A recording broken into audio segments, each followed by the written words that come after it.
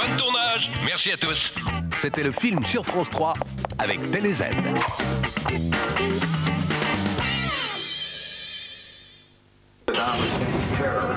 Pour couvrir les événements en Irak, édition spéciale de la rédaction nationale. Tout de suite sur France 3.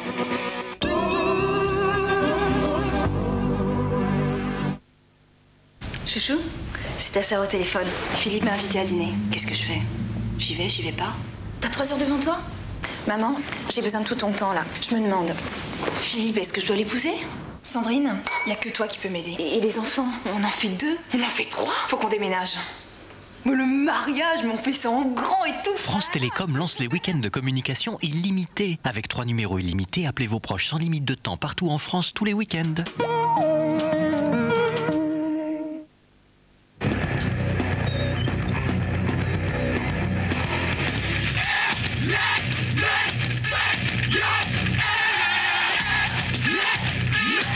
La bonne nouvelle, c'est qu'en mars, chez Renault, le DCI est au prix de l'essence.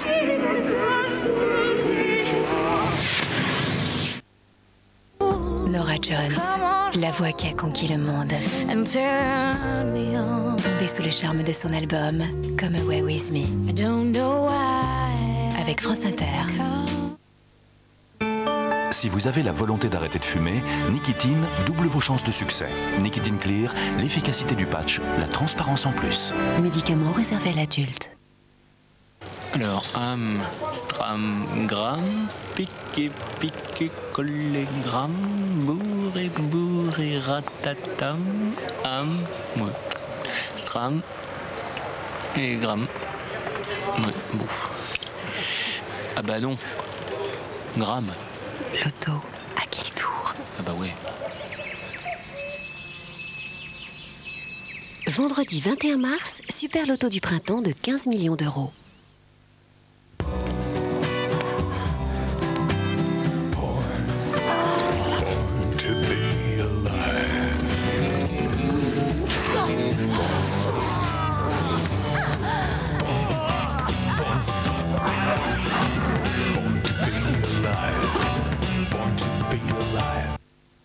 Alors le chevalier noir s'approcha de la princesse Boucle d'Or pour lui voler sa si jolie couronne de fleurs. Mais au moment où il sortit sa grande épée maléfique, la délicate Boucle d'Or lui mit un violent crochet du gauche à la mâchoire. Et c'est parti. Direct au plexus, percute au menton, direct en piston.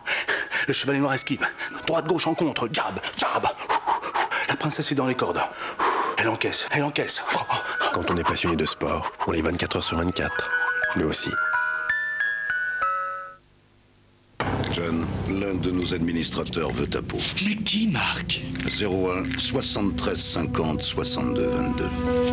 Arthur. 36 17 à nu. Vous avez le numéro, vous trouverez le nom.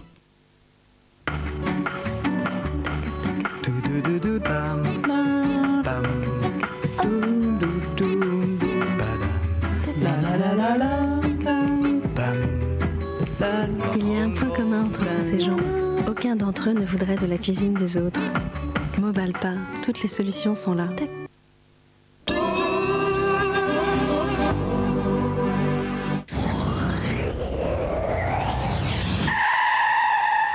Maintenant, on entre par effraction, inspecteur Barnaby? Inspecteur principal Barnaby. L'un des plus fins limiers que la police ait jamais eu. Peux-tu me dire, s'il te plaît, ce qui se passe? Ce matin, le cadavre d'un homme assassiné a été remonté du puits.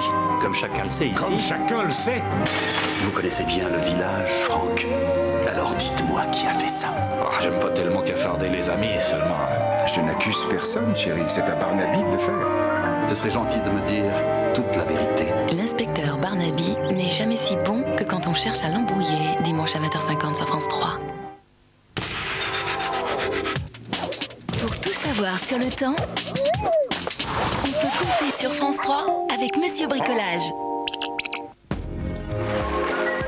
Madame, Monsieur, bonsoir. Avant l'édition spéciale sur la guerre en Irak présentée par Laurence Bobillier, je vous propose de découvrir et de faire le point sur la météo avec toujours la présence de l'anticyclone qui nous protège. Demain matin, nous aurons sur la partie nord du pays quelques brumes et brouillards. Soyez vigilants si vous circulez tôt demain matin dans ces régions. Petite entrée maritime du côté de Biarritz et partout ailleurs, c'est du soleil. Dans l'après-midi, la présence de l'anticyclone va maintenir le soleil quasiment partout avec un petit dégradé sur le nord, des passages nuageux, des cumulus, mais de très belles belles éclaircies. À noter toutefois, sur le sud-est du pays, ça va nous encombrer pour le week-end, l'arrivée de quelques nébulosités, on en parlera tout à l'heure. Faisons à présent le point sur les températures, des températures qui sont très fraîches, vous le notez, chaque matin, avec encore des gelées matinales sur l'est du pays. Moins 3 degrés du côté de Mulhouse, moins 1 du côté de Strasbourg ou de Clermont-Ferrand, mais nous irons tout de même jusqu'à 10 degrés à Perpignan. Dans l'après-midi, ces températures vont continuer de baisser à cause du flux de nord. Et là, nous allons retrouver des valeurs de saison, avec 13 degrés à Paris ou à Strasbourg ou à Brest, et 18 degrés à Bordeaux, à Perpignan ou à Marseille, 15 degrés à Lyon et à Grenoble. Pas de jaloux. Le week-end, eh bien, il va se découper en deux temps. Nous aurons tout d'abord samedi une perturbation qui arrive toujours par le sud-est. Ces fameux nuages de demain, eh bien, nous allons les retrouver étalés jusqu'aux Pyrénées avec quelques gouttes de pluie. Le soleil sera au nord avec des températures à la hausse. À la hausse également les températures dimanche et sur la façade ouest, arrivée d'une perturbation avec quelques gouttes de pluie. Mais l'anticyclone tient bon, c'est du soleil pour l'est du pays. Voilà, vous savez tout. Dans un instant donc, Laurence Bobillier, passez une bonne soirée sur France 3.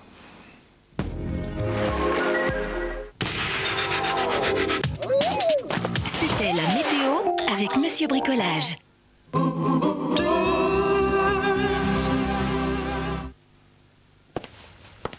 Pour plus de bien-être jour après jour, Ricoré contient du café, mais aussi naturellement des fibres, du calcium et du magnésium.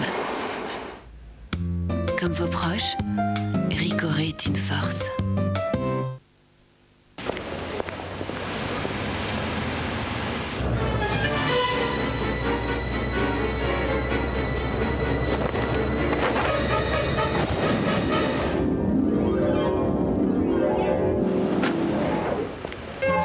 Planète 1900, le pain auquel on tient.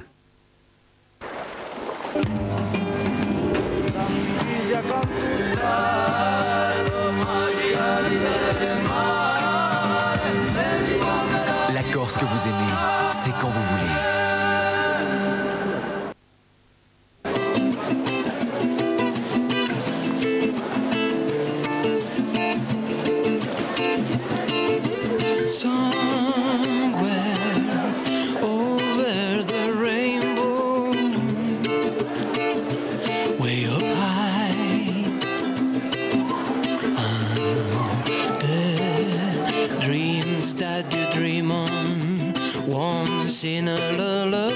Groupama, donnons à la vie toutes ses chances.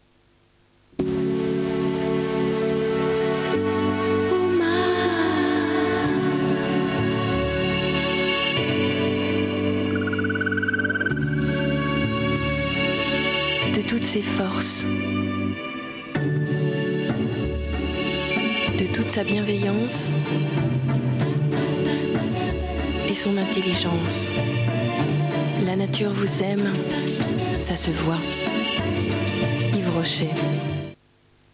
Entrez dans le monde magique de l'Irlande et voyez la vie tout en couleurs. Pour découvrir l'île d'Irlande, demandez votre brochure au 01 70 20 0020.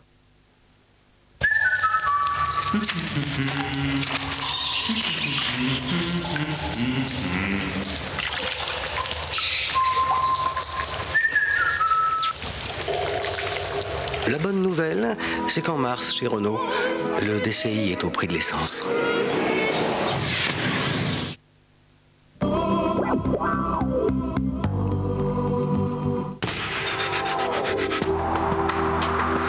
France 3 vous donne rendez-vous avec les centres Leclerc.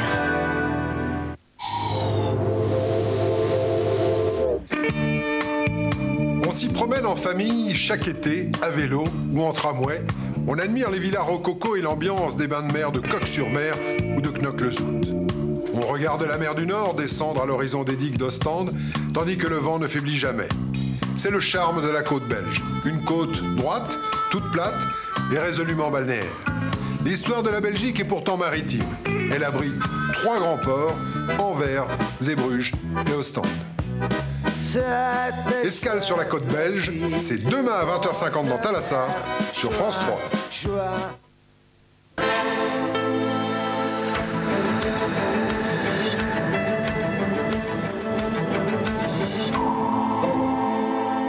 Madame, Monsieur, bonsoir. L'offensive d'envergure contre l'Irak a véritablement commencé ce soir.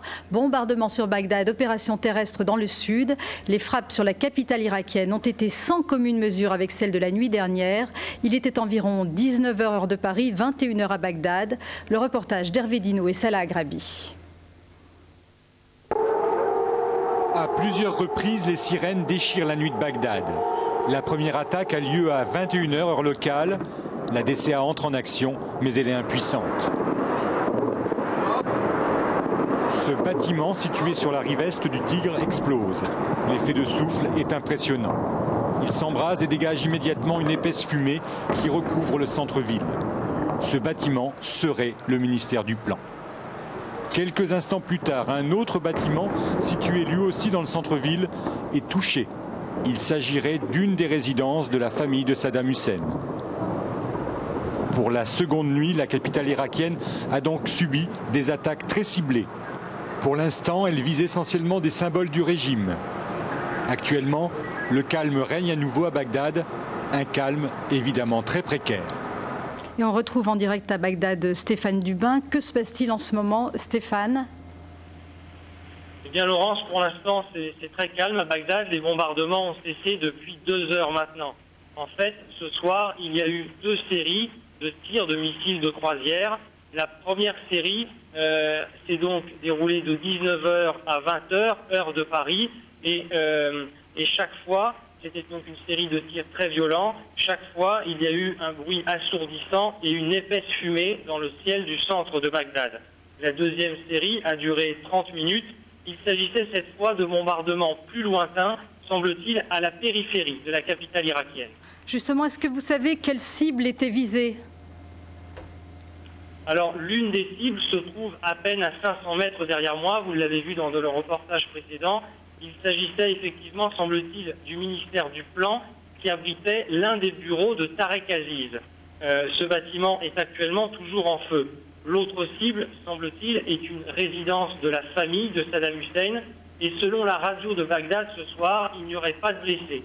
Enfin, la troisième cible, celle dont je vous parlais tout à l'heure, celle donc qui est plus lointaine, à la périphérie de Bagdad, il s'agirait peut-être de la caserne Al-Rachid, au sud-est de la capitale. Est-ce que vous savez si l'armée irakienne a répliqué à ces attaques? Oui, l'armée irakienne réplique comme elle peut, elle fait vraiment ce qu'elle peut, c'est-à-dire qu'elle tire avec ses batteries anti-aériennes, mais pour l'instant, évidemment, elle reste totalement impuissante face aux tirs des missiles de croisière américains. Au sol, les militaires que nous apercevons d'ici, depuis donc le balcon où nous sommes, les militaires sont eux aussi totalement impuissants. Ils restent derrière leur sac de sable avec leurs mitrailleuses et la plupart ne peuvent en fait qu'assister passivement à la destruction des symboles du régime irakien. Et c'était des missiles dans le ciel de Bagdad ou des avions? Nous n'avons ni vu ni entendu aucun avion depuis ce matin, d'ailleurs depuis la première alerte aérienne à 5h30 ce matin. Donc cette première alerte aérienne qui a donc été suivie des deux alertes aériennes de ce soir. Nous n'avons ni vu ni entendu aucun avion. Il semblerait donc qu'il s'agisse de tirs de missiles de croisière américains. Alors selon Bagdad, 4 soldats irakiens auraient été tués et 5 autres blessés. Est-ce que vous avez des confirmations de ce bilan, vous, à Bagdad? Non, vous savez, pour nous, il est très difficile d'avoir un bilan. Nous n'avons pour l'instant aucune confirmation. Ce matin, effectivement, nous avons entendu que peut-être la télé irakienne avait été bombardée et qu'une victime civile aurait été dénombrée. Mais tout ceci, ce sont effectivement des chiffres qui sont donnés, des bilans donnés par le ministère de l'Information irakien. Et pour l'instant, je n'en sais pas plus. Je ne peux rien vous dire sur un bilan. Merci Stéphane. Je vous parlais d'opérations terrestres dans le sud de l'Irak. On retrouve Jean-Marc Pitt à Koweït City. Avez-vous des précisions, Jean-Marc, sur l'entrée des militaires américains et britanniques en Irak? Oui, bonsoir. J'ai au moins une précision dans ce domaine-là. Un officier de presse que j'ai joint il y a à peu près 1 heure m'a confirmé que les Marines étaient bien entrés sur le territoire irakien. Alors en revanche, pas de confirmation pour la prise d'Oum Qasser. C'est le port qui est juste à la frontière entre l'Irak et le Koweït. C'est un port qu'on a donné comme tombé ici au Koweït. C'est une information de l'agence koweïtienne. C'est une information qui a été démentie par la télé irakienne, par les autorités irakiennes, mais il y a de fortes chances pour que Qasr ait été prise. Cette ville est un petit peu la voie pour ensuite prendre Bassora, Bassora où il y a également les champs pétrolifères. C'est une ville à laquelle tient énormément la coalition anglo-américaine. Il y a eu également des informations selon lesquelles un puits de pétrole aurait été incendié. Donc il est urgent pour les Anglo-Américains de s'emparer de cette région de Bassora, de prendre le contrôle des puits pour éviter effectivement que le régime irakien accomplisse sa politique de la terre brûlée ou du puits incendié plutôt. Mais vous ne savez pas si, comme l'affirme Washington, les Irakiens pourraient avoir mis le feu à des puits de pétrole ?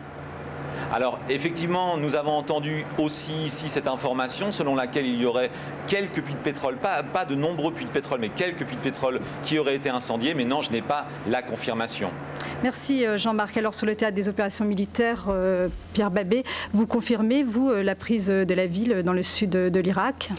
Il ne s'agirait pas d'une prise de ville puisque cette ville était vide, elle faisait partie de la zone démilitarisée qui a été laissée vacante par le départ des observateurs de la MINUIC, les observateurs des Nations Unies. On peut supposer quand même que les Anglo-Américains, considérant l'accélération des opérations militaires et le timing leur échappant, ont pris les devants de façon à ce que les Irakiens ne se mettent pas à profiter du vide pour miner Qasr et rendre la progression vers Bassora, comme l'a dit Jean-Marc Pitt, beaucoup plus dangereuse. C'est plutôt de ça qu'il s'agit, à savoir, on avance dans un endroit qui n'était pas tenu par des militaires irakiens, donc il n'y a pas prise de ville, mais occupation d'une zone qui jusqu'à présent était démilitarisée, de façon à ce que les Irakiens ne viennent pas en premier miner cette ville. Mais le scénario militaire, Patrick Hessner, n'est pas du tout celui qu'on attendait. On attendait des bombardements massifs, c'est pas du tout le cas. Il y a une double offensive maintenant aérienne et terrestre. Oui, alors je ne sais pas si on peut encore parler véritablement d'une offensive aérienne au sens aviation. C'est-à-dire que, on vous l'a dit, on n'a pas entendu beaucoup d'avions parce qu'en fait, seuls quelques bombardiers furtifs F-117, des petits chasseurs qui tirent des bombes à guidage laser, ont dû survoler Bagdad. Mais pour l'essentiel, il s'est agi de salves de missiles Tomahawk, 40 ce matin et probablement 32 cet après-midi, dont plusieurs missiles de croisière tirés depuis des sous-marins britanniques. Donc les Britanniques ont participé à ces moyens. Effectivement, on pense que dans les heures à venir, on voit en Angleterre des bombardiers, des super forteresses géantes se préparer avec leurs munitions chargées. On n'a pas de nouvelles des bombardiers qui se trouvent à Diego Garcia, mais on se rend bien compte que ça pourrait arriver dans la nuit qui vient. Oui, on verra les images peu après. Voilà pour ce qui s'est passé en début de soirée. Mais revenons sur le déclenchement de l'offensive la nuit dernière. C'est bien Saddam Hussein lui-même qui était visé par la première série de bombardements. Apparemment, c'est Kiev. Il est difficile de savoir si ces interventions datent d'aujourd'hui et si c'est bien Saddam Hussein et non l'un de ses sosies qui était filmé. Samasoula. Alors, lorsque Saddam Hussein apparaît à l'écran 1 heure après le début des premières frappes, le visage bouffi, portant des lunettes, l'image surprend. Lentement, presque comme s'il avait du mal à articuler, Saddam Hussein lit un discours dans lequel il promet la victoire à son peuple. L'Irak vaincra. Et avec la victoire de l'Irak, ce sera la victoire de notre nation et de l'humanité. Le mal ne pourra plus commettre ses crimes. Impossible de savoir si cette vidéo, destinée à prouver qu'il a survécu au bombardement, a été enregistrée avant ou après les frappes sur Bagdad. Un autre doute subsiste. S'agissait-il du véritable Saddam Hussein ou était-ce un des nombreux sosies qu'on lui prête ? Selon un médecin allemand qui étudie de longue date les différentes apparitions du dirigeant irakien, il s'agissait très probablement du vrai Saddam Hussein. Pour l'affirmer, le spécialiste s'est basé sur l'étude de détails comme la taille de ses oreilles ou de ses mains.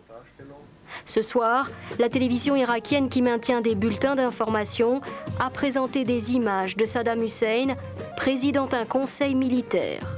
Rien ne nous permet d'affirmer que cette réunion a vraiment été filmée aujourd'hui. Le présentateur a précisé que la réunion du cabinet a porté sur la stratégie pour faire face à l'agression anglo-américaine. Alors Antoine Sfer, vous êtes le directeur de la rédaction des Cahiers de l'Orient. D'après vous, c'est le vrai Saddam Hussein que l'on a vu et entendu à la télévision irakienne? Oui, tout à fait. ce matin, dès son apparition sur les écrans, bien entendu, cette apparition a été surprenante, dans la forme et dans le fond d'ailleurs. Le fond était un discours creux, reprenant traditionnellement la rhétorique de Saddam Hussein, mais avec aussi un rajout, une nuance, ces allusions à l'épopée de l'Irak, historique, aux poèmes qu'il déclamait quasiment, et enfin dans la forme, un Saddam Hussein choqué. Réellement choqué, manifestement. Alors, est-ce que c'était une simple répétition de son discours que pour des raisons techniques, ils n'ont pas pu ensuite diffuser? Alors, on a eu droit précisément à cette répétition, ou est-ce que c'est vrai qu'il était tout près des cibles frappées par les Américains, ou tout simplement, est-ce que c'était une volonté de montrer qu'il était vivant? Et que ce faisant, en voulant le montrer très vite et rapidement, les Irakiens aient commis la première erreur de communication en le montrant un peu défait, un peu choqué, ou enfin, autre hypothèse possible aussi, en voulant le montrer en tenue militaire, un peu le Che Guevara de l'Irak, qui, comme c'est son peuple, comme son armée, subit les bombardements des Américains. Et selon vous, il va apparaître régulièrement? Il pourrait. Souvenons-nous ce qui s'est passé en 91. Il a utilisé la radio comme moyen de communication, beaucoup plus que la télé. Sans doute cette fois-ci devra-t-il le faire avec la télé. Avec quand même une petite nuance, c'est qu'il semble aussi que les Américains aient les moyens, 12 ans plus tard, de brouiller les images télé et surtout d'avoir détruit le bâtiment de la télé lui-même. Alors je précise que vous l'avez rencontré, vous, à de nombreuses reprises. Guillaume Dasquier, les Américains ciblent donc bien Saddam Hussein et les services de renseignement américains ont joué un rôle fondamental dans les attaques de la nuit dernière. Oui, on cherchait, en tout cas manifestement, à jouer un rôle fondamental. Ce qui est intéressant, c'est que finalement, depuis ce matin, on a assisté à une adaptation de la communication du Pentagone et de la Maison-Blanche, puisque dans un premier temps, ce qui s'est passé, c'est davantage une opération de renseignement qu'une opération militaire, c'est-à-dire l'exécution à distance d'un dirigeant politique avec des frappes militaires extrêmement limitées pour toucher cet objectif qui finalement visait à décapiter le régime irakien. Et c'est vrai que décapiter le régime irakien, c'est mettre fin à la guerre, et c'était rendu possible parce qu'effectivement cette pression de l'armée américaine autour de l'Irak favorisait les phénomènes de trahison dans l'armée irakienne. Et c'est vrai que la CIA depuis longtemps et surtout depuis 2 mois, grâce à des alliances avec les Koweïtiens, essaie d'avoir des transfuges irakiens au sein de l'armée irakienne, de retourner exactement des officiers irakiens. Comment elle y parvient et pourquoi elle peut y parvenir et pourquoi aussi ça a des effets très limités. D'une part parce que des généraux, notamment Najib al-Sali, qui était un héros de la guerre Iran-Irak, a déjà fait défection, est en Caroline du Nord aux côtés des Américains. C'est une personnalité emblématique pour de nombreux officiers qui peuvent trouver aujourd'hui intérêt et un certain réconfort moral parce qu'il y a ce type de personnalité à rejoindre les États-Unis. Le problème, c'est que Saddam Hussein, depuis très longtemps, a mesuré cet effet et ne fait nullement confiance à son armée. Saddam Hussein a une garde prétorienne, mais ne repose pas sa sécurité sur son armée. Merci. Alors nous allons revenir aux bombardements qui ont eu lieu ce soir. Ils ont été très intenses sur la capitale. Des bâtiments du pouvoir étaient, semble-t-il, pris pour cible. Selon Bagdad, la résidence de la famille de Saddam Hussein a été touchée. 4 soldats irakiens ont été tués et 5 autres blessés, selon la télévision irakienne. En parallèle, des militaires américains et britanniques sont entrés en Irak par le sud. Les dernières images commentées par Laurence Ragon. La nuit tombe sur Bagdad. La ville est à nouveau la cible des bombardements.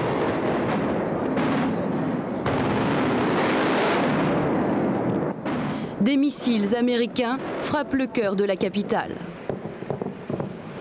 Après avoir touché ce matin la résidence de la famille de Saddam Hussein, c'est au tour ce soir d'un des palais présidentiels ainsi que des bâtiments ministériels situés au centre et au sud-est de Bagdad. Des incendies ont éclaté, on ne connaît pas encore le nombre de victimes de ces bombardements qui ont été plus intenses que ceux de ce matin.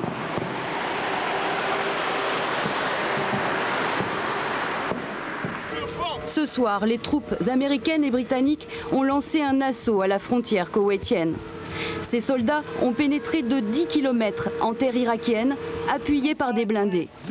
Plus de 20 000 hommes seraient mobilisés dans cet assaut, soutenus par l'artillerie américaine. La ville irakienne d'Umm Qasr aurait été prise par les troupes américaines, ce que dément l'Irak. Les forces britanniques engagées dans des combats terrestres se dirigeraient, eux, vers la ville de Bassora, où se trouvent des puits de pétrole, un secteur très stratégique.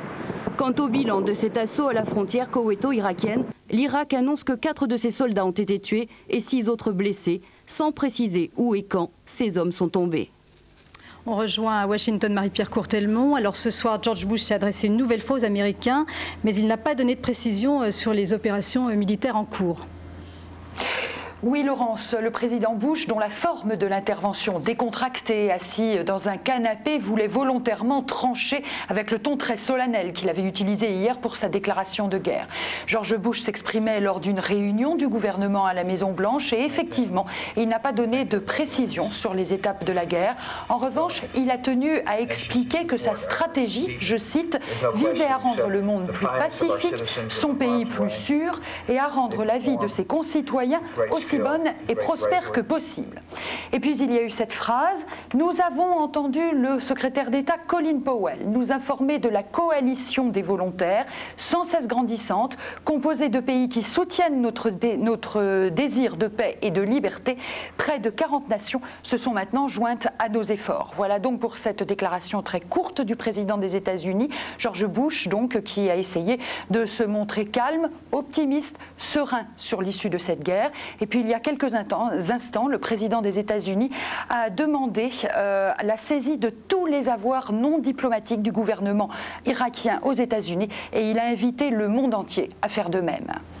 Merci Marie-Pierre. Après les premiers bombardements dans la journée, les reporters présents à Bagdad ont été invités par les autorités à faire un tour dans la ville. Pas question d'aller sur les sites qui avaient été bombardés la nuit précédente. On les a accompagnés dans les rues et à l'hôpital. Estelle Prin. Des rues quasiment désertes au petit matin dans la capitale irakienne. Les Bagdadis sont restés chez eux entre les deux vagues de raids aériens. Seuls quelques soldats sont postés au carrefour, armes à la main. Ce sont des miliciens du parti de Saddam Hussein. Et puis, la circulation reprend peu à peu. Dans une voiture, un homme apparemment blessé lors du premier bombardement américain sur la ville.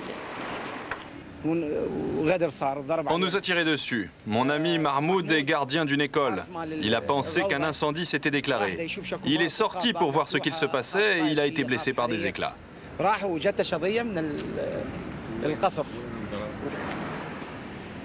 Les autorités irakiennes invitent les journalistes à filmer dans un hôpital de Bagdad d'autres blessés, présentés comme les victimes de bombardements. Selon la Croix-Rouge, ces premières frappes ont fait 1 mort et 14 blessés. Les hôpitaux ont besoin de sang, les dons commencent à s'organiser. Au cours de la journée, le ministre de l'Information affirme que le peuple irakien se défendra coûte que coûte. Aux chacals qui veulent contrôler l'Irak, que la honte soit sur eux. Nous disons que bientôt, nous vous montrerons leurs cadavres. Une dernière image, encore autorisée par les autorités de Bagdad, celle des boucliers humains occidentaux restés en Irak, en dépit de l'offensive militaire américaine. Les Irakiens ont répliqué à la première attaque américaine de la nuit dernière. Plusieurs missiles ont été tirés sur le Koweït en direction des soldats américains qui ont revêtu leur tenue contre les attaques chimiques. Au Koweït, pendant quelques heures, la panique s'est emparée de la population. Sylvain Lequen. Toute la journée, les Koweïtiens ont vécu au rythme des alertes. Par 4 fois, les sirènes ont retenti pour annoncer l'imminence de frappes irakiennes sur le pays. Les lieux publics comme l'aéroport ont été évacués. Dans la confusion, certains habitants ont immédiatement tenté de quitter l'émirat. Je ne veux pas vivre ici en guerre. Je ne veux pas que mes enfants entendent ces sirènes, ces alertes. En fait, je ne veux pas qu'ils soient effrayés. Noués avec leurs mauvais souvenirs de la guerre du Golfe de 91, et ce soir, leurs craintes sont loin d'être apaisées. Une nouvelle alerte vient de retentir. pour être levé il y a seulement quelques minutes. La Jordanie a déclaré zone fermée sa région est frontalière de l'Irak. Dans le pays, la rue a vivement réagi au déclenchement de la guerre. En Jordanie, la population est majoritairement d'origine palestinienne et soutient Saddam Hussein. Jean-Yves Serrand, Loïc Lemoigne.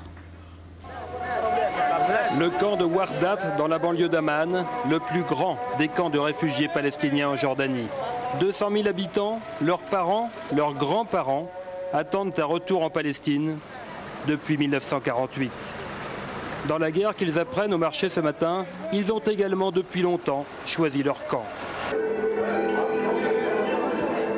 Et pour eux, l'appel à la résistance de Saddam Hussein s'adresse également à eux, à toute la rue arabe. C'est un très bon discours. Mohamed n'en dit pas plus. Il a peur des policiers jordaniens en civil qui l'entourent. Alors il nous amène écouter le tube de l'hiver. Le crooner égyptien Adel Rahim a trouvé les mots qui font mouche chez les jeunes. Bush, tu cherches des armes en Irak, pourquoi n'en cherches-tu pas en Israël? Bush, tu frappes l'Irak et les Arabes ne disent rien. Mohamed le Camelot est l'un des rares qui ne craint pas d'évoquer ouvertement la collaboration du gouvernement jordanien avec les Américains. C'est une honte, une grande honte. D'un côté, il y a les musulmans, les arabes, ils font la prière d'Allah. De l'autre, il y a des juifs, les sionistes américains. Les Palestiniens, dans les camps ou intégrés, représentent 60% de la population jordanienne. Mais la colère gronde également chez les islamistes jordaniens. Au siège de leur plus important mouvement, une banderole proclame « Ne pas bouger pendant l'invasion étrangère, c'est trahir le pays ». Aujourd'hui, le dirigeant charismatique du front rédigeait son prêche de demain.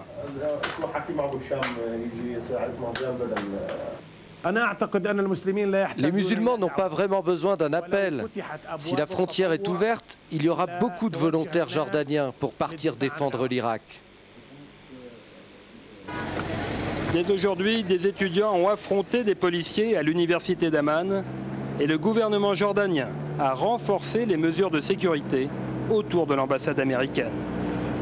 Jean-Yves Serrand, vous êtes avec nous en direct d'Amman. Demain, c'est jour de grande prière et la journée va être sous grande tension. Oui, le gouvernement jordanien attend des prêches enflammées dans les mosquées d'Amman notamment. Et le cheikh Mansour, que vous venez d'entendre, le leader du front islamiste, doit aller lui-même faire le prêche du vendredi de la grande prière dans le camp de Wardat, le grand camp palestinien. Un prêche qui va probablement attirer des milliers de fidèles et on attend une marche, une manifestation à la fin de la prière. Alors les manifestations en Jordanie sont étroitement encadrées par la police, mais le gouvernement craint effectivement des débordements. D'autant, peut-être l'avez-vous déjà dit au cours de l'émission, que le premier mort de la guerre, si l'on peut dire, car c'était juste avant la fin de l'ultimatum américain, est un Jordanien d'origine palestinienne qui a été tué par un missile sur la route entre Bagdad et Amman. Merci Jean-Yves. De l'autre côté de la frontière jordanienne, en Israël, la population est en état d'alerte. Même si la vie s'est déroulée normalement aujourd'hui, les Israéliens se déplacent désormais avec des cartons qui contiennent des masques à gaz et des équipements de protection. Lors de la première guerre du Golfe, l'Irak avait tiré 39 missiles Scud contre Israël. Alors Antoine Sfer, est-ce qu'il y a un risque de déstabilisation de la région? Pas vraiment. Les régimes arabes ont des appareils répressifs, militaires et policiers assez solides, même si on voit quelques débordements comme au Caire ou en Jordanie, mais cela reste contrôlable. Le risque peut frapper beaucoup plus une société palestinienne, par exemple, dont l'appareil militaire et policier a complètement disparu et est complètement exsangue. En revanche, les autres disposent encore de la possibilité de faire partir quelques manifestations, de montrer d'ailleurs qu'il peut y avoir des débordements et leur permettre de dire aux Américains et aux Occidentaux, vous voyez, on a vraiment besoin que vous nous aidiez pour éviter ce genre de débordement. Cela n'empêche pas qu'il peut y avoir maintenant de plus en plus des individualités qui puissent se sentir investies d'une mission divine pour commettre des attentats incontrôlable et incontrôlé en tout cas, à la fois sur place et ailleurs, en Occident. Guillaume Dasquier, selon vous, quelle est la stratégie des pays limitrophes de l'Irak? Chaque pays a une stratégie qui est assez complexe. Celle qui pourrait le plus nous intéresser ce soir, c'est celle de l'Iran, parce qu'il y a eu des événements assez importants ces 72 dernières heures qui conduisent l'Iran à se radicaliser. Alors, pour essayer de résumer cette situation qui est assez complexe, il faut savoir que l'Iran a été le premier pays à soutenir un mouvement d'opposition à Saddam Hussein à travers un parti, les chiites, et à travers un parti qui les réunissait, qui s'appelle l'Assemblée suprême de la révolution islamique en Irak. Il se trouve que ce parti est le socle de l'opposition irakienne. Jusqu'au dernier moment, ce parti devait intégrer l'ensemble des opposants pour notamment préparer l'après-Saddam Hussein. Lors de la conférence de Londres du mois de novembre dernier, qui a réuni l'ensemble de l'opposition irakienne, ce parti a demandé de façon très forte qu'aucun officier américain ne prenne la tête d'un gouvernement, même provisoire, irakien. Au cours des derniers jours, il y a eu un événement très important, c'est que ce point-là faisait l'objet de négociations à Berne, en Suisse, entre des fonctionnaires du département d'État américain et le fils de l'ancien président Rafsanjani. Les négociations ont été brutalement interrompues 2 jours avant la fin de l'ultimatum parce que les États-Unis, définitivement, ne souhaitent pas que ce mouvement soutenu par Téhéran puisse pénétrer en Irak et y construire ces institutions. Vous partagez cette analyse, Antoine Sfer? En partie, pas tout à fait, puisque le socle de l'opposition, quelle opposition? Elle est tellement éclatée qu'il y a plusieurs socles. Le vrai parti chiite qui est resté précisément non allié à l'Iran, qui est resté le parti Al-Dawa, Al-Dawa al-Islami, à l'appel islamique en Irak, reste quand même le parti qui réunit le plus. Mais ça nous ramène à quelque chose. On a l'impression qu'on nous parle des chiites comme si c'était un bloc monolithique.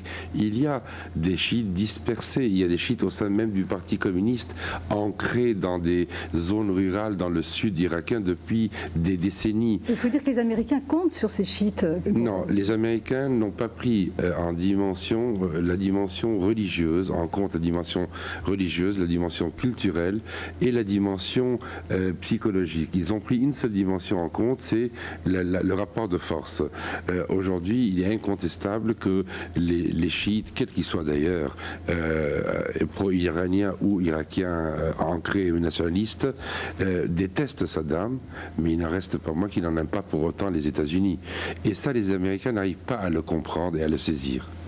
Merci. Venons-en maintenant aux réactions qui ont suivi le déclenchement de la guerre la nuit dernière. Jacques Chirac a regretté le déclenchement de l'offensive, mais il a aussi parlé de l'après-guerre. Ce soir à Bruxelles se tenait un sommet des chefs d'État de l'Union à haut risque. Le face-à-face entre Tony Blair et Jacques Chirac était très attendu. Sur place, Pascal Verdeau et Tahar Nasri. Comment éviter la cacophonie entre les dirigeants européens? Après la fracture sur l'Irak, l'une des crises les plus graves que l'Europe ait traversée, chacun possède sa petite recette. Méthode couée pour le Premier ministre suédois. On a du pain sur la planche, je ne suis pas pessimiste. Volonté d'aller de l'avant pour les Belges, la crise doit provoquer un sursaut. Il faut maintenant faire des pas concrets dans les mois et les années qui viennent en ce qui concerne la politique étrangère et la politique de défense.